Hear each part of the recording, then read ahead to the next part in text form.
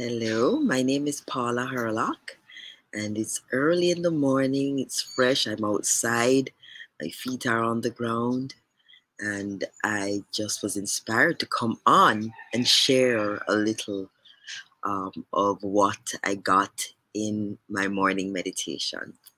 So, if you haven't yet subscribed to my channel, please do. And if this message inspires you, please feel free to share. The whole idea is that we want as many persons as possible to understand how the world works and how to navigate it with ease and grace and joy. So this morning, as I came out of my meditation, suddenly the words of another motivational speaker rang into my consciousness. What they said about manifesting or creating your reality is that reality is like a video game. You're playing, and the next frame comes, and you take an action, and you know what next to do, and that action determines the outcome. It's the same way in life. If, for example, and I come across this a lot, many people, when I do my one-on-one sessions, they say they're stuck. Stuck meaning they don't want to move, they can't move, or they don't know how to move. But if you're stuck, the best thing to do to get out of being stuck is to take an action, to move, to do something. So essentially, in terms of creating your reality real time, think about what you've been doing. If you're doing something and you're getting a particular outcome, that's not the outcome you want to be getting, then naturally what you need to do is change the thing that you're doing so you can get a potentially different outcome. Let me say that again for the people in the back. If you're doing something and you've always been doing this thing and you're getting a particular outcome and you do not want that outcome or like that outcome, then naturally you're going to have to switch what you were doing and do something different so that you can get a different outcome. And this is something that I've always known, yet, and I'm going to share this openly, sometimes I get stuck because some of the things that we're doing, we like to do them. We're comfortable doing them. We're in a comfort zone. And comfort zones are the absolute worst things that you can ever get comfortable in, because you don't push the envelope. You don't challenge yourself when you're in a comfort zone. You're just sitting in the comfort zone, comfortable. So to create your reality, you need to determine what it is you want to see and then start to take the steps towards getting the thing you want. Getting that thing can be as simple as picking up the phone and making a phone call to someone who can put you closer to the thing that you want. Taking an action towards what you want can be as simple as putting on your clothes, jumping in your car, and going to a location where somebody you know or something that's happening in your area that you want to get into is happening. And you now place yourself in that environment. Possibilities are now open that were not open before because you have taken an action. So taking an action doesn't have to mean going somewhere. It can simply mean framing something, sending an email, writing a letter to yourself, putting a plan together. All of those things can potentially change the outcome of your situation, right? So we have the ability in real time, in every moment, every single moment. We have 24 hours in a day. We have 24 opportunities if you want to look at it. to do something that's going to change the course of our lives, right? We're literally the architects of our reality, but we've forgotten. And not only are we the architects of reality, when we're doing something, if we believe with all our hearts, then that is now the fuel to what we're doing. So we have to do a thing and know that the outcome is going to be absolutely positive. The great men, they've told us. It's no secret. They've told us. They've been committed to what they want. They hold a clear vision of what they want, and then they start working towards it. And one of my favorite, and I can't even tell you who who this quote is from. It says, "Whatever you dream of, begin it. Boldness has genius, power, and magic in it." Those are the words that I lived by for many years as a young person. And anything I thought about, I would just immediately start writing and then start figuring it out how I'm going to move towards that goal or that outcome.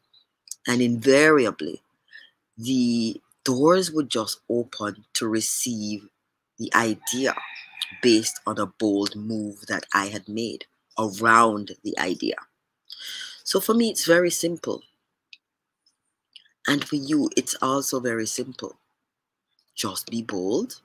And I don't mean crass, and I don't mean vulgar, and I don't mean um, being pushy. I mean being bold in executing your idea when you get them. Because there's a reason why that idea was placed into your consciousness. We all come here with a purpose, and we all have amnesia through the birthing process. But occasionally, we get snippets of our soul purpose in the form of ideas that come to us. And so when we get an idea, know that that idea came to you to execute. And so start to do it. There's a reason why that idea came to you. It's because you have the gifts, you have the talent, you have the capability, and you are positioned to be able to execute that idea. So the next time you get an idea, just stop and say and acknowledge, thank the divine for the idea. Thank God for the idea. Thank the universe for the idea. And then get to the job of executing that idea, because it came to you for a reason. And if many of us were to do that, we would find ourselves in much better positions than we currently are. And I know that society is designed with playbooks and people constantly telling you, I know how to get rich. I know how to succeed. Sign up for my masterclass. And then you get a playbook and you're following it. But perhaps that's not the route for you. Perhaps the route is going down to the road at the time when spirit nudges you to do so, and connecting with 3 other people that gather in a particular area, having a conversation, and then deciding, hey, let's do something. And then it starts from there. No playbook. Yes, many people have benefited from following particular formulas. But then what happens when everybody follows the same formula? Then we have a homogeneous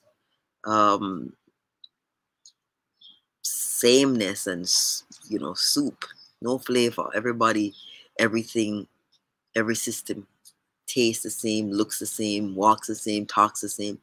No. Bring your flavor to this world by executing your idea your way, living your life your way. right? This is something that we are here to do. This is what we came here to do.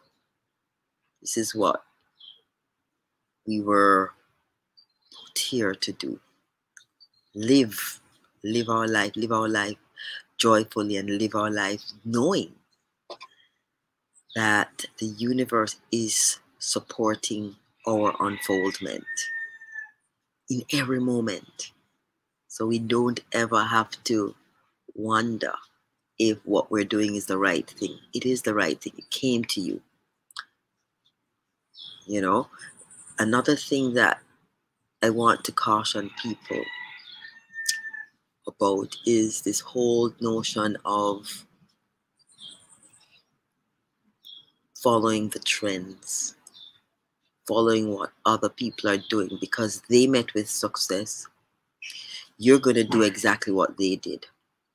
Yes, it might work, but think about it this way. You are here with your flavor, your way, your personality, your skill set, and you perhaps are here to come with an innovation that no one else has done. If you're busy copying what the other successful people have done, then you're not going to innovate. You're not going to bring to the table the uniqueness of you. So I encourage everyone to quit following what everyone else is doing, following trends. Be the trendsetter, be the innovator, be the one who comes through with the idea whose time has come. Be the one to take the action that will bring a cascade, a waterfall of change, of good, of variety to the space that you're in. Don't be afraid to be that one that starts a trend, because that's what you're here to do. The truth is, some are followers, some are leaders, right? Do what it is that comes naturally to you. Do what it is that comes from a pure place within you. Do what it is that you thought about and you get excited about and you know that you are a master of. Do that thing. And there's a saying, if you build it, they will come. If you do it, it will receive the response that you want it to receive, because there are going to be people who want what you have to share, want to engage in the gifts that you have. Do not be afraid. Be bold. Boldness has genius, power, and magic in it.